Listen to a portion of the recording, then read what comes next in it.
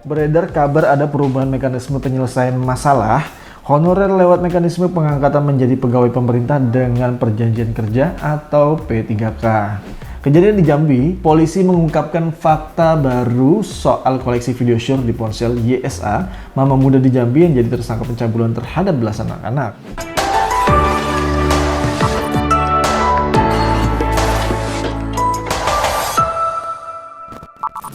Hai Sobat Negeriku, balik lagi bersama gue Sergio Agasta, tentunya di acara favorit kalian semua di reaction.cpn.com ada cerita di balik berita.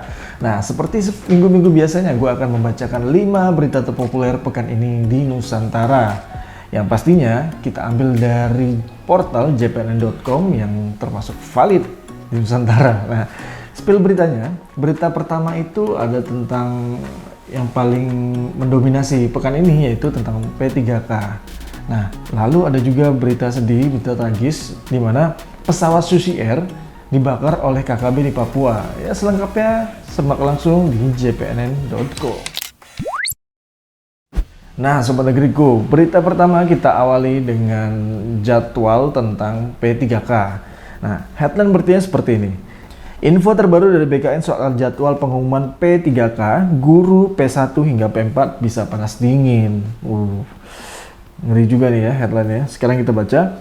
Pasca penundaan pengumuman PPPK, guru peserta prioritas 1 atau P1 hingga prioritas 4 atau P4 makin penasaran. Nah, mereka menunggu info terbaru dari Badan Kepegawaian Negara atau BKN maupun Kementerian Pendidikan Kebudayaan Ristek dan Teknologi. Nah, jika Kemendikbudristek lewat pelaksanaan tugas atau PLT, Dirjen Guru dan Tenaga Kependidikan atau GTK, Nunuk Suryani menyampaikan estimasi pengumuman hasil seleksi PPPK guru sekitar pekan ketiga atau keempat. Berbeda dengan BKN yang belum bisa memastikan apa-apa nih, Sobat Negeriku. Menurut Deputi Bidang Sistem Informasi Kepegawaian atau SINKA, BKN Suherman, jadwal pastinya kapan belum bisa diprediksi. Sebab sampai sekarang data peserta seleksi P1 hingga P4 lengkap dengan hasil penyeleksinya belum disampaikan kepada BKN untuk dilakukan pengelolaan. Nah, beliau bilang gini nih, Deputi Suherman. Mohon maaf, saya belum tahu dan ini benar-benar belum tahu kapan pengumuman PPPK guru dilakukan. Dia bilang seperti itu. Nah, dia mengungkapkan bagaimana BKN bisa mengelola data atau hasil seleksinya jika data peserta dan hasilnya belum disampaikan. Deputi Suherman mengaku tidak tahu apakah data tersebut akan diolah sendiri oleh Kemendikbudristek atau tetap seperti tahun sebelumnya. Di sini ada misleading pemahaman informasi tentang jadwal P3K, yaitu kapan akan dilaksanakan, sementara BKN mengklaim dirinya atau instansinya belum menerima apapun data-data, bahkan jadwalnya. Ya bagaimana jadwal ya, orang data-data aja belum ada sama sekali di meja BKN. Nah, BKN melempar bola panasnya di Kemendikbudristek. Nah, jadi yang harus di follow up itu di Kemendikbudristeknya, Sobat Negeriku. Nah, kita baca komentar dari Sobat Negeriku. Komentar yang pertama, Bapak Sudarman bilang begini, yang mengatur penempatan prioritas 1 siapa Pak Admin? Pemda, BKN atau Kemendikbudristek? Lalu dari Bapak Mulyono, mestinya P1 yang sudah menempatkan segera dilakukan pemberkasan dulu sehingga tak terkantung-kantung. Ini kesannya P1 tersandra oleh P2, P3, PU. Nah, jadi rumornya tadi kita bacakan P1 ini sudah masuk, tapi BKN ini nunggu tentang berkas-berkas dari P2, P3 hingga PU atau umum atau P4. Ya, bola panasnya dilempar lagi kepada BKN ke Kemendikbudristek. Ya, semoga ini cepat kelar ya, karena banyak banget nih harapan-harapan para pahlawan tanpa jasa untuk menjadi guru di P3K ini. Oke? Case close. Oke, nah tadi kita berita pertama sudah bahas tentang P3K, sekarang berita 2 kita lanjut masih dalam seputaran P3K ini. Ya, lumayan menarik sih sebenarnya kalau kita ikutin dari awal ya. Setiap reaction tuh selalu ada yang namanya PPPK. Nah, headline seperti ini. PPPK model baru, benarkah bukan ASN lagi? Ini bocoran dari Kepala BKN, jangan kaget. Nah, lokasi di Jakarta, beredar kabar ada perubahan mekanisme penyelesaian masalah honorer lewat mekanisme pengangkatan menjadi pegawai pemerintah dengan perjanjian kerja atau P3K. Kabar terbaru ini memantik keresahan di kalangan tenaga honorer nih. Pasalnya, kabar tersebut menyebut ada P3K, model baru yang akan diberlakukan sebagai solusi dari kebijakan penghapusan honorer yang dimulai dari 20 November 2023. Solusi tersebut merupakan kesepakatan antara Kementerian Penyandagunaan Aparatur Negara dan Reformasi Birokrasi atau Kemenpan RB, Badan Kepegawaian Negara atau BKN, dan Asosiasi Pemda pada rapat koordinasi 18 Januari 2023 lalu.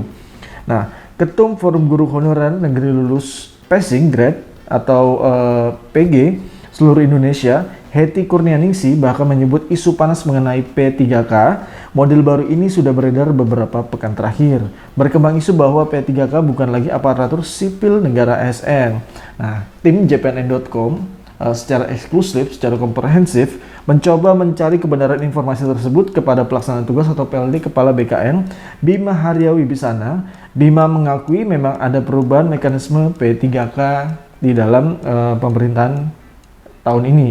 Namun dia enggan membeberkan detailnya. Alasannya, hasil kesepakatan antara pemerintah pusat dan asosiasi Pemda tersebut harus dilaporkan dahulu kepada Komisi 2 DPR Republik Indonesia.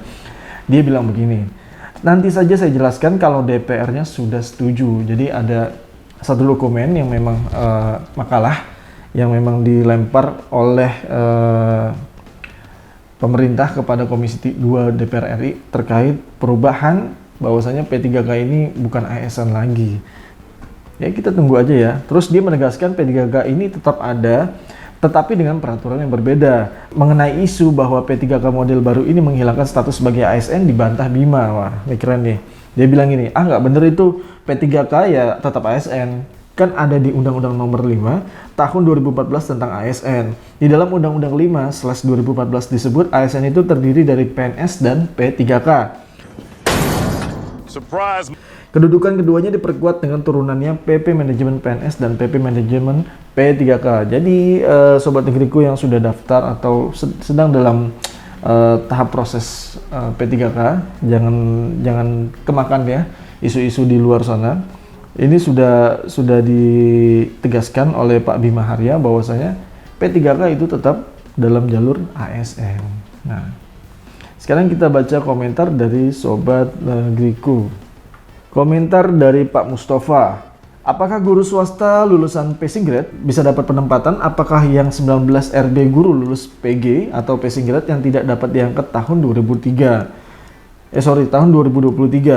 adalah semua guru swasta karena tidak punya sekolah induk? Tolong dijawab, saya guru swasta PL. Nah, semoga nanti dijawab sama Pak Bima ya. Kalau kami hanya menyajikan berita-berita yang memang valid, makanya untuk tahu jawabannya, pantengin terus jpnn.com, ya download aplikasi, nanti ada notifikasi kalau berita-berita viral seperti P3K ini. Jadi jangan ragu-ragu ya Pak Mustafa. Oke, case close. Nah, tadi kita sudah bicara tentang P3K. Ini sekarang berita yang lumayan tragis ya, yang tadi kita spill di awal.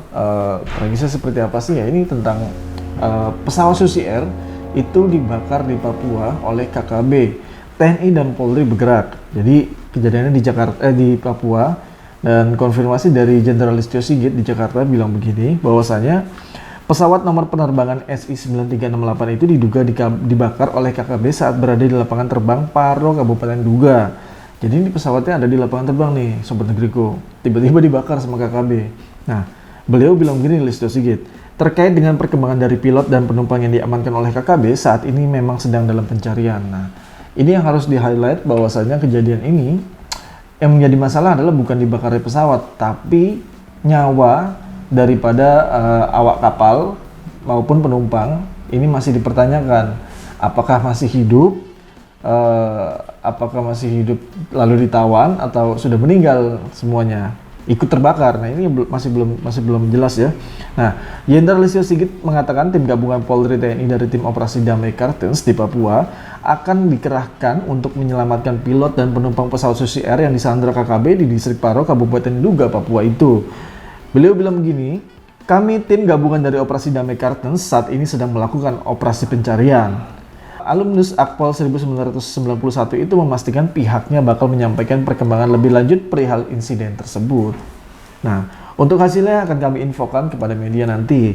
Kapolda Papua Irjen Matius Fakhiri sebelumnya membenarkan informasi pesawat milik Susi Air yang dibakar KKB di Paro, Kabupaten Duga. Wah, ini benar-benar sangat menyedihkan ya teman-teman. Bahwasanya 2 minggu lalu di reaksi kita bahas tentang KKB juga, bahwasanya KKB ini ada satu achievement dari Jenderal TNI yang sudah berhasil mendamaikan satu wilayah di Papua, KKB dengan wilayah warga lokal gitu, dan akhirnya KKB juga udah bertobat gitu dan lain-lain. Tapi muncul lagi kejadian-kejadian yang tidak mengenakan ya. Semua lekas selesai dan TNI Polri juga lebih cepat menanggapi kejadian seperti ini. Ya tidak ada lagi lah ya insiden-insiden yang bikin nyawa-nyawa hilang ya. Sekarang kita bacain komentar dari Sobat Negeriku di populer ketiga. Komentar dari MG. KKB bikin ulah mulu, ini harus ditindak tegas, jangan beri ampun lagi. Nah, gitu ya. Oke, case close. Nah, sekarang kita bahas tentang kriminal nih. Ini kriminal ini sempat viral di sosial media ya. Saya malas ngikutin sih, tapi kalau beritanya dari DPNN sih saya pengen gitu, karena valid nggak hoax. Jadi headline-nya seperti ini. Mama muda pencabul bocah di Jambi punya koleksi video dan foto begini. Kejadian di Jambi, polisi mengungkapkan fakta baru soal koleksi video syur di ponsel YSA, mama muda di Jambi yang jadi tersangka pencabulan terhadap belasan anak-anak. Belasan loh Sobat Negeriku, nggak main-main. Surprise! Menurut polisi, di ponsel YSA ditemukan foto-foto dan video dewasa. Direktur Reserse Kriminal Umum atau Direskrimum Polda Jambi Kombes Andri Ananta Yudhistira menyebut bukti baru itu terungkap saat penyelidikan terhadap tersangka beberapa hari terakhir. Kami menemukan bukti baru setelah memeriksa telepon pelaku. Nah, namun saat pemeriksaan oleh penyidik, YSA tidak menemukan bukti foto dan video dewasa itu miliknya sendiri. Pelaku juga berdalih tidak pernah memperlihatkan video dan foto dewasa itu kepada para korban yang masih di bawah umur. Faktanya kepolisian sudah mendapatkan foto dan video yang sempat dihilangkan tersangka. Kombes Andri menjelaskan foto dan video porno yang didapat tersebut menjadi koleksi tersangka. Hal itu yang juga dikuatkan dengan keterangan suami YSA yang membenarkan bahwa istrinya mengoleksi video syur tersebut. Ini sama seperti yang dilaporkan oleh korban, ucap Andri. Polisi sudah menjadikan ponsel milik mama muda itu jadi barang bukti. Selain itu, dokumen yang sempat dihilangkan tersangka dari ponselnya sudah diangkat kembali. Kombes Andri mengatakan, hingga kini belum ada korban baru yang melaporkan pernah dicabuli oleh tersangka. Penyidik Polda Jambi sekarang masih berupaya mendalami motif tersangka melakukan tindakan asusila terhadap anak di bawah umur. Posisi tersangka YSA juga masih berada di Rumah Sakit Jiwa Jambi, lokasi wanita itu menjalani observasi kejiwaan. Hasil pemeriksaan dan observasi kejiwaan pelaku akan keluar pada 14 hari kemudian. Nah, jadi pelakunya si mama muda ini masih di dalam rumah sakit jiwa untuk diobservasi. Apakah memang ini kena kejiwaan mental, kok anak-anak kecil yang jadi korban, ya kan?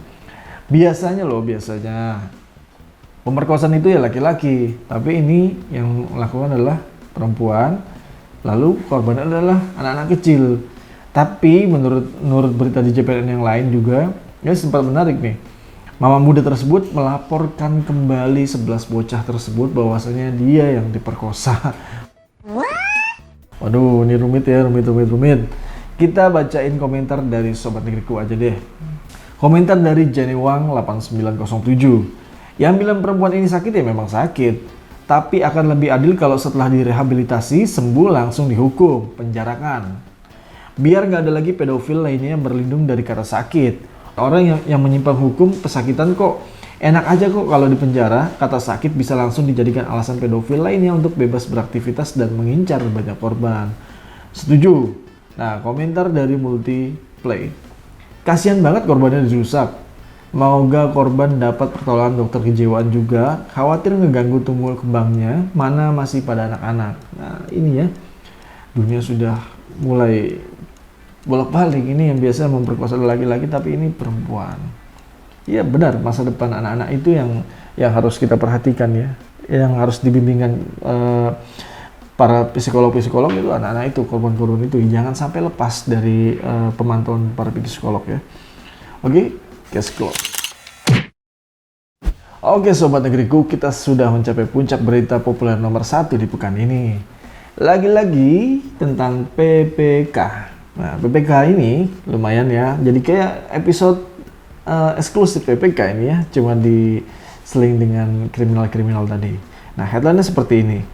Profesor Nunu klarifikasi penundaan pengumuman PPK guru P1 hingga P4 bakal senang. Oke, tadi kan BKN bilang, oh saya nggak tahu apa-apa, berkas dokumennya nggak ada di BKN dan lain-lain. Nah, Ibu Nunu, Profesor Nunu bilang begini, Kementerian Pendidikan Kebudayaan Riset dan Teknologi atau Kemendikbudristek mengungkap penyebab penundaan pengumuman PPK guru prioritas P1 hingga prioritas 4 atau umum diminta bersabar sebentar. Pelaksanaan tugas PLT Dirjen Guru dan Tenaga Pendidikan Kemendikbudristek Profesor Nunu Suryani mengungkapkan penundaan tersebut karena Panitia Seleksi Nasional atau Panselnas melakukan koordinasi dan sinkronasi dalam pengoptimalisasikan pemenuhan kebutuhan pegawai pemerintah dan perjanjian kerja atau PPPK untuk jabatan fungsional guru pada instansi daerah tahun 2022 pada Kamis kemarin. Adapun tim pansel terdiri dari Kemendikbudristek, Kementerian Penyadagunaan Aparatur Negara dan Reformasi Birokrasi, dan Badan Kepegawaian Negara. Setelah melakukan seleksi ASN PPK 2022 untuk formasi pelamar prioritas 1 hingga P4 atau pelamar umum, masih terdapat formasi kosong serta kuota yang belum terserap. Oleh karena itu, perlu diperjuangkan agar ASN PPPK yang direkrut menjadi lebih banyak jumlahnya. Profesor Nunu bilang begini, kami melihat masih ada formasi yang tidak terlamar, sehingga kami ingin memperjuangkan formasi kosong ini agar bisa diisi oleh pelamar yang belum mendapatkan formasi. Nah, dia berharap seluruh guru honorer bisa memahami keputusan Panselnas tersebut, karena pemerintah ingin jumlah ASN PPK yang diterima lebih banyak. Profesor Nunu menjelaskan bahwa merujuk pada Peraturan Menteri Penyadagunaan Aparatur Negara dan Reformasi Birokrasi Nomor 20 Tahun 2022 tentang pengadaan P3K, untuk jabatan fungsional guru daripada instansi daerah, Kemendikbudristek dapat memberikan rekomendasi penempatan di sekolah lain bagi guru yang saat ini bekerja tetapi tidak sesuai dengan kebutuhan di sekolahnya. Nah, ini lumayan membahagiakan ya, karena sebelum-sebelumnya itu kalau berita tentang P3K ini kelam gitu, kayak simpang siur, ada jadwal, nggak ada jadwal, berkasnya nggak tahu di mana gitu, suruh nunggu. Tapi ini dari Profesor Nunu lumayan enlightenment, mencerahkan, yaitu ada formasi yang belum terlamar atau formasi kosong, di mana tugas daripada Kemendikbudristek ini selaku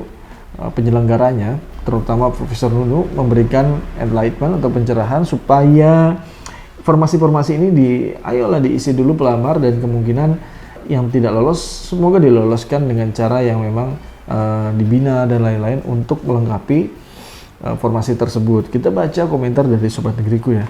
Komentar yang populer satu yaitu Budi Jarwaniana bilang begini, tuntaskan yang sudah lulus passing grade baik negeri maupun swasta, sudah nunggu dari tahun 2021, jelas mereka sudah berkompeten. Iya ya.